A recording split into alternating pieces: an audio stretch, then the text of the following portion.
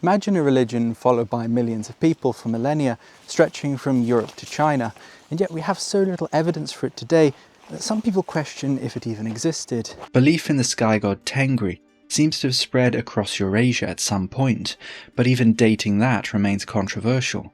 Its most famous follower was Genghis Khan, who may actually have been a shaman of Tengri before his rise to power. Today he is famous for a confusing combination of brutal massacres and religious tolerance, but behind these conflicted policies lies Tengrism, the religion which conquered the world, then apparently vanished. In this video, I'm going to take you through the evidence, piece by piece, to try and put together the story of this faith and its great god, Tengri. We will look at rock carvings, magical textbooks, and ancient folk tales to unearth the forgotten history of the religion which, through the Turks and Mongols, conquered half the world. Around 900 BCE, a boy, his horse and his father climbed a perilous mountain passage to an alpine meadow high in the mountains of what is modern Kyrgyzstan. This passage was only open for 1 month a year, but that was perfect because this was the month of sacrifices. Eventually they reached the site, an alpine meadow speckled with jagged black stones. The boy could see carvings of horses, cattle and sheep. Vultures circled overhead, white peaks towered above them, bones crunched beneath their feet. The boy held the horse while his father began to scratch an image of it on a stone. Then a shaman appeared and skillfully broke the animal's spine. The boy chanted and raised his eyes to the infinite blue sky as the horse's spirit rose into the heavens. The inscriptions at Sailamutush were mostly of animals, but at another archaeological site nearby, a different tradition developed. When Western archaeologists arrived at Tamalgi, they initially termed the carvings there the solar gods, but that's probably a misunderstanding. These images were carved into rocks on the ledge overlooking a river valley and the plains beyond it. These exploded, radiating heads probably represent an elevated mental state, a kind of expanded perspective. If they look like the sun, perhaps it's because they represent the idea of the soul rising into the heavens while the shaman is in a trance. Throughout Central Asia, anthropologists have discovered a shared belief in 3 souls. One soul would die with the body, another might remain on the earth and haunt it, and a third would rise into the heavens. This might be why these ancient rock art sites are in high places, the cliffs of a river valley or a mountain plateau. The people who used these places were concerned most of all with the direction of their souls and the souls of their animals. But if there are no carvings of gods on these stones, what were these people actually sacrificing to? It's possible sometimes they were honouring the ancestors. At Tamgali, an ancient burial ground has been discovered. But were there also great gods and spirits they worshipped? These ancient stones cannot tell us, and it is to Chinese sources, written over 500 years later, to which we must now turn. Modu Chenyu was one of the first great conquerors of Mongol recorded history, but most of the records were made by his enemies. His rise was a response to the expansion of the Qin Empire, which marched into the grasslands of Manchuria around 215 BCE. The nomadic tribes united in the face of this threat, and through a combination of skill, ruthlessness and luck, Modu Chenyu found himself riding the crest of an unstoppable wave. His victories against the Qin led him to form a permanent military state, which became the Xiongnu Empire. We know a couple of things about his life. He was born in Mongolia to a tribal chief, and later held command over several thousand men. Loyalty and brutality defined his society. According to the Chinese, Modu Chenyu commanded his men to fire their arrows at his favourite horse. Any who refused were executed. He then repeated the command with his favourite wife. Again, the dissenters were killed, and finally, he told his men to fire and kill his father. But alongside this ruthless charisma, Modu Chenyu seems to have been experimenting with religion. A Chinese chronicler wrote, "The leader of the Xiongnu is called in his homeland by the name Chengli Kutu. In the language of the Xiongnu, Chengli means the sky, and Kutu means the son of. Modu Chanyu called himself the son of the sky god. That was how he justified his rule. In China, the idea of the mandate of heaven was also important in justifying the Qin emperor's power. He was called the son of heaven. No one knows where the idea that the emperor was the son of heaven came from. Some argue that the Xiongnu stole it from the Chinese, others that the Chinese borrowed the idea from the Xiongnu. Tengri, the word Modu Chanyu used, was likely very ancient, perhaps was the same word used by those rock artists in Kyrgyzstan when sending their sacrifices to the heavens. Although it was adopted by the Mongol and Turkic people, it's likely a much older word coming from a group known as the Yeniseians. Chinese sources tell us that the Xiongnu carried out similar animal sacrifices in the summer, on mountains, and by rivers. Modu Chanyu was drawing on tradition, but he was also part of a cultural shift in Asia, which saw new religious ideas emerge in response to the expansion of the state. Buddhism was also present in the Xiongnu Empire. Prayer beads have been found in some Xiongnu graves, and this may explain the strangest story from this era, something which is not repeated in any other source, from any period: the creation of a statue of Tengri. In 121 BC, long after Modu Chanyu's death, a Chinese general was able to defeat the Xiongnu in battle, and he carried back with him a trophy of the victory. It was a god made in gold, which he claimed that the Xiongnu leader had worshipped and called Lord of the Sky, Tengri. This religious experiment, which was probably influenced by statues of the Buddha, was never repeated again. Tengri was rarely anthropomorphized by his followers, since he was, self-evidently, the sky. But we have to wait another 1,000 years before more evidence emerges for this strange religion and its great god, Tengri. Ton Yukuk had one ambition: to liberate his people. The Tang dynasty army had marched into his territory 50 years ago and subjugated the Khagans. The ever-free nomads had become a vassal state to China. Ton Yukuk never became a Khagan. That wasn't how he did things. Instead, he acted as a trusted advisor and general to 4 different leaders over his lifetime. In the process, he masterminded the overthrow of the Tang in 681, the attack on the Oghuz people, and the defeat of many other neighbouring groups. In short, he led the transition of his tribe from a vassal into an empire. Military reforms, good leaders, and loyal soldiers had played their part in the Gokturk rise to power, but religion had also been important, and Ton Yukuk understood this well. A Chinese source reports him saying, "The Buddha and Lao Tzu teach men gentleness and humility. These are not a warrior's virtues." Buddhist missionaries in the area reported plenty of curiosity and openness, but their ideas never took hold. Ton Yukuk wouldn't allow it. According to him, only one god had liberated the Turks: Tengri. The Ton Yukuk and Orkhon inscriptions tell us that the Turks believed the world was comprised of 3 realms: the earth, the water, and the sky. The Gokturks who made these pillars believed the sky god Tengri had helped to liberate them.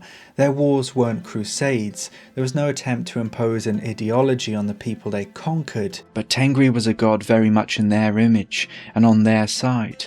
He helped brave warriors, good leaders, and loyal people.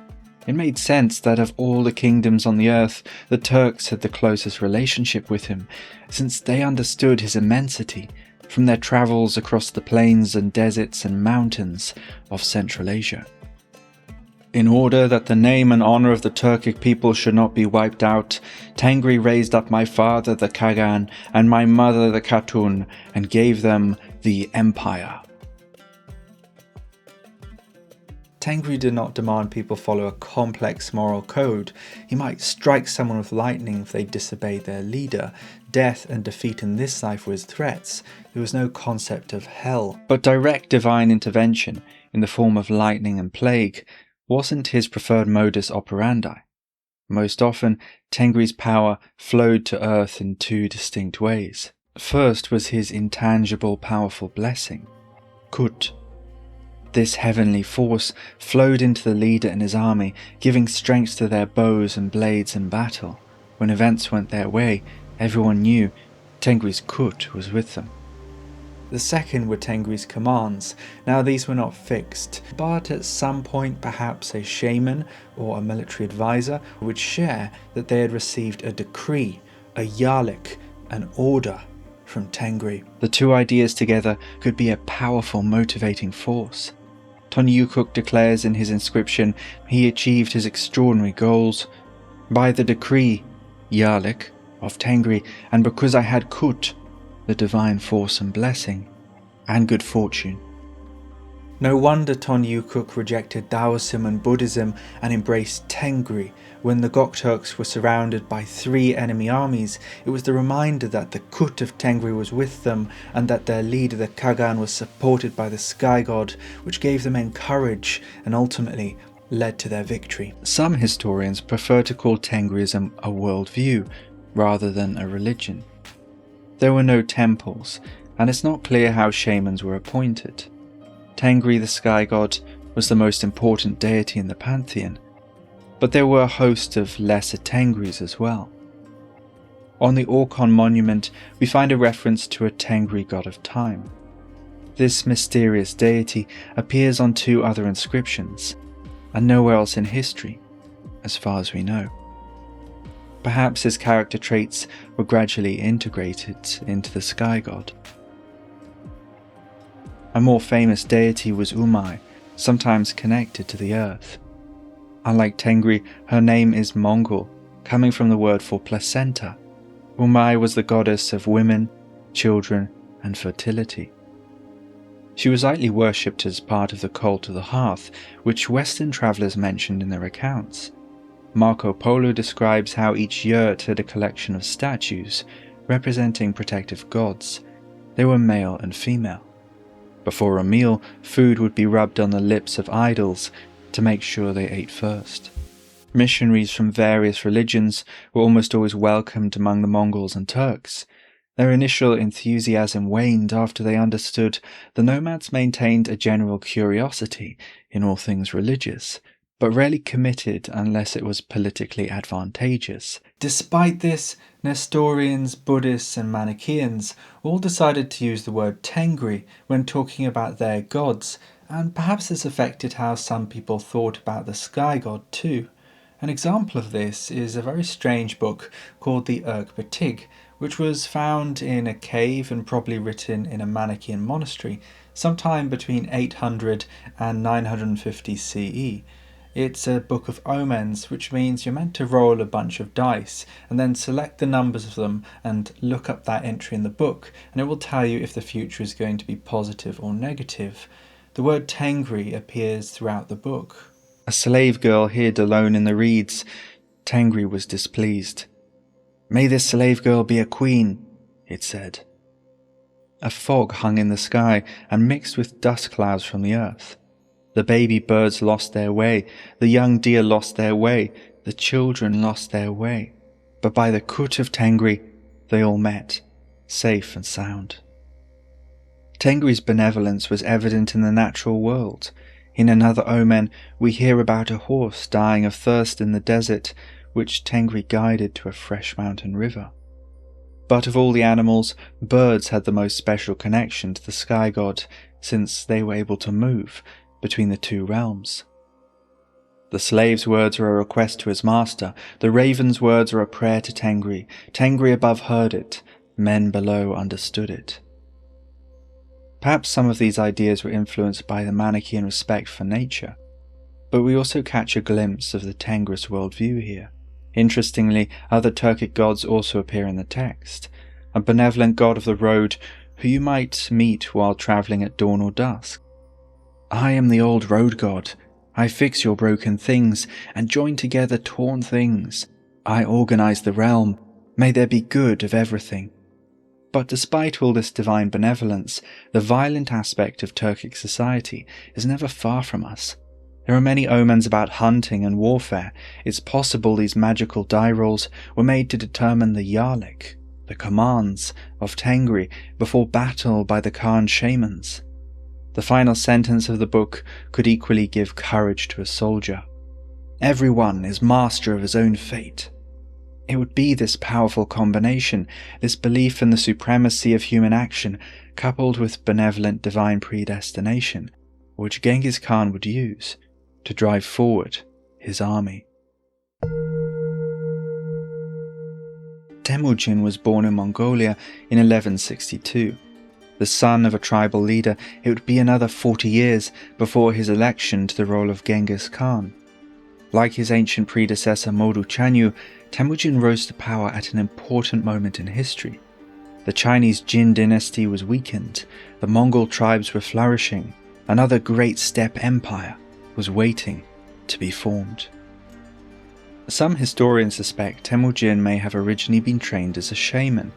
The Secret History, a document written some time after his death, paints a picture of a man constantly listening for the guidance of Tengri. In an early passage, a young Temujin hides in a dense forest from his enemies. Each time he prepares to leave, something unexpected happens. For example, his saddle strap comes undone. Could this be a warning from Tengri? He asks himself.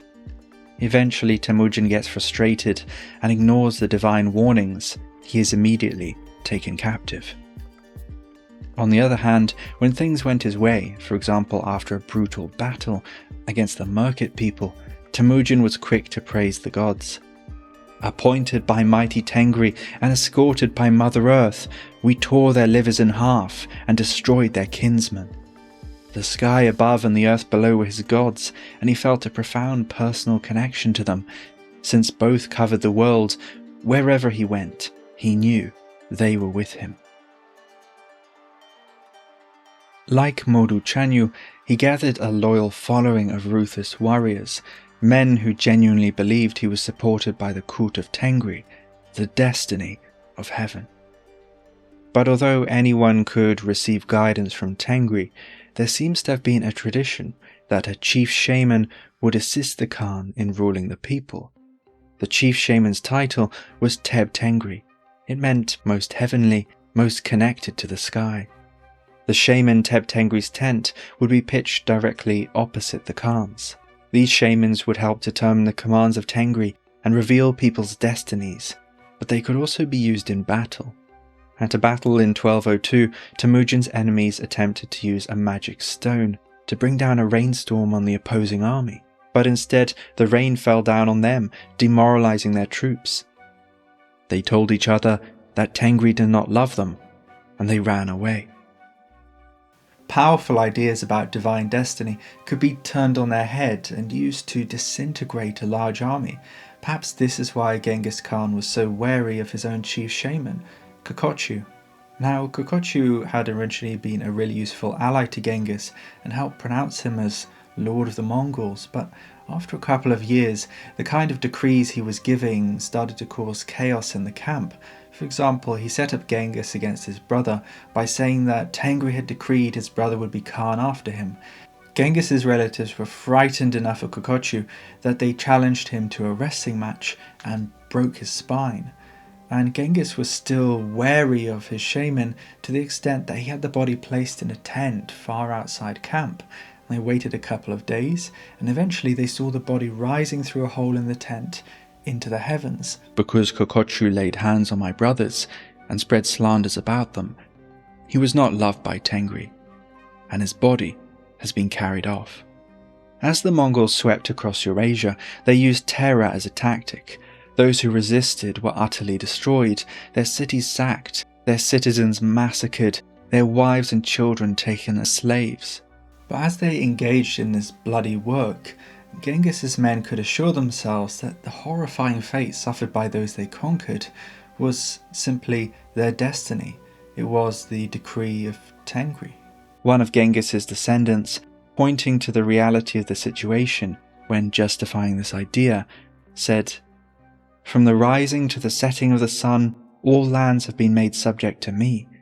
Who could do this against the will of Tengri?" You could argue four things about Tengri helped the Mongols to shape the world and respond to it. First was his flexible commands. which let them adapt to different situations and places even. Second was his pragmatic acceptance of brutality, which meant the Mongols had a huge appetite for warfare and violence. Third was an emphasis on loyalty to the leader and bravery, which made the troops highly motivated. And the fourth one was the idea that the entire world was the tent of Tengri, and so wherever the Mongols went, in essence, they felt their god was with them, and they were really at home. Tengri did not order a world conquest, but he helped make it possible. After the fires, screams, and bloodshed, the Mongols left a small garrison in the unfortunate city and moved on. Local officials were reappointed or became advisors to the new ruler. Trade flourished. People rebuilt their homes. Belief in Tengri was not imposed on the conquered. In fact, the Mongols, like their ancestors, were really curious about the religions, and they used to organize show debates between Christians and Muslims, which they found very entertaining. Genghis Khan had many missionaries at his court. In general, they were curious, detached, and confident in their god Tengri. Hadn't he predestined their victory? Perhaps he had other names elsewhere. Perhaps there were lesser gods they hadn't heard of. In any case, different religions allowed them to practice a policy of divide and rule. There were at least three big challenges in bridging the gap between the Central Asian sky god Tengri and the Abrahamic faiths, and the first was the idea of temples and holy books. Tengri didn't have a holy book, and he certainly didn't use temples, and so when Genghis Khan heard about the Hajj pilgrimage to Mecca, he actually made fun of it, because why would a great god find this one place so important? Another area of contention, the second one, was the halal butchery issue, which really shocked the Mongols because, in fact, the Mongols rejected the shedding of blood, which they connected to one of the souls, and so Genghis actually outlawed halal butchery across his empire for a while. And the third one was the most interesting, Allah al-Rahman, the most merciful. When Genghis Khan met a Muslim scholar in Afghanistan in 1221, he initially took a liking to him, but the two fell out when the Imam rebuked Genghis for the massacres carried out by his men. To Genghis, this insult smelt of weakness and stupidity. Ton Yukuk the Turk had rejected Buddhism and Taoism centuries earlier for similar reasons. Conversely, just as the Abrahamic faith brought the idea of divine mercy, they also emphasized the reality of punishment in the afterlife, something Tengrism did not originally teach. Tengri might kill or hurt someone in this life, but once death came, all ascended. Even the trickster Kakochu's body rose into the heavens. The evil god of the underworld, Erlik, found amongst some indigenous Central Asian people today, may have been adapted from Islam and Christianity. But when they needed to, the Mongols were quick to build bridges with other faiths. An example of this is a letter written in 1262 from the Mongol Khan Hulegu to the Crusader kings, asking for their help in his war against the Muslim Mamluks. What's really interesting about this letter is that Hulegu initially writes like a Mongol Khan, but he also tries to bridge this gap between Tengrism and Christianity, and he quotes verses from the Bible. "See, I have appointed you today over nations and kingdoms, to uproot and tear down, to destroy and overthrow, to build and plant."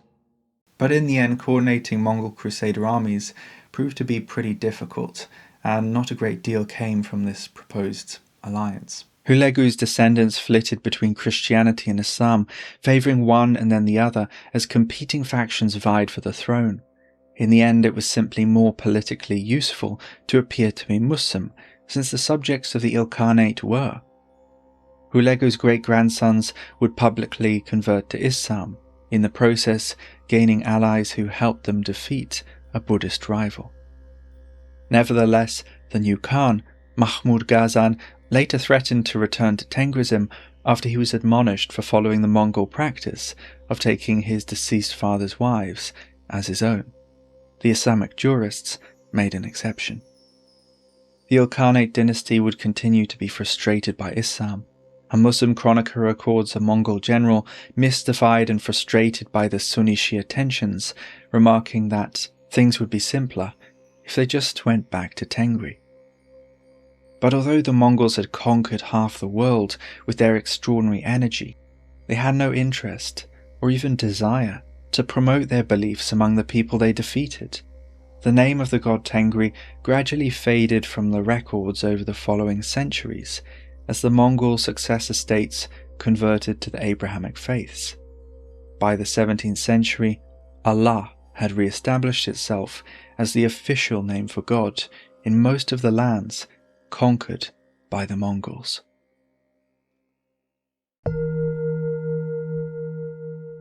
Centuries later, after the collapse of the Ottoman Empire in the 1920s, Turkish nationalists began to look for ways to promote their culture. For a while, the government instituted a new policy in the mosques, requiring the call to prayer to use the word Tengri in place of Allah. The change never lasted. Adding a Turkic word into the Arabic liturgy just didn't work as an aesthetic choice, but many Turkish folk sayings still use the word Tengri for God. After the collapse of the Soviet Union in the 1990s, Tengrism also saw a revival or reinvention in Central Asia, where it was connected to a celebration of national pride and cultural mythology. Perhaps something which had just remained under the surface for a long time was able to raise its head again. When Western archaeologists arrived at the ancient rock art sites in Kyrgyzstan, they discovered hundreds of pieces of cloth tied to the bushes nearby. It turned out that these sites were still being used by local people who were visiting them as a kind of pilgrimage location. Goats would be sacrificed there, verses read from the Quran. It was a combination of shamanic practices and folk Islam. The most famous example of this is at Sulaymantu, a holy mountain which overlooks the city of Osh. For thousands of years it marked out a resting point on the Silk Road, even meriting mention by Roman geographers. The entire mountain, its cliffs, caves and plateau, forms a single huge shrine complex which attracts thousands looking for healing and spiritual revelation. Ancient petroglyphs on the wall are said to be handprints of the Muslim prophet Suleiman, who visited the site, according to legend.